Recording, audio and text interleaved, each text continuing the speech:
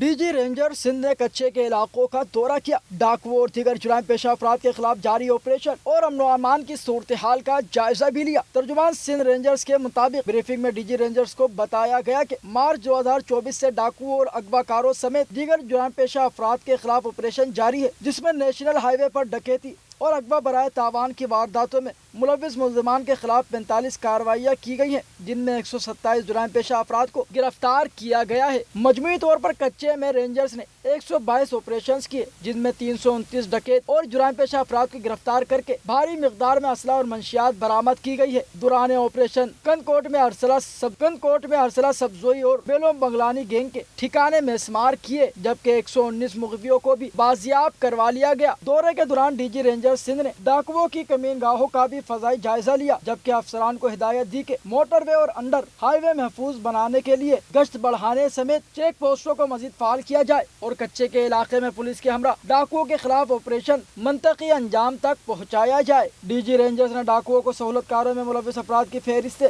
تیار کرتے ہوئے ان کے خلاف قانونی کارروائی تیز کرنے کی بھی ہدایت کی ہے۔ میٹرو ون نیوز، ہر پل کی خبر۔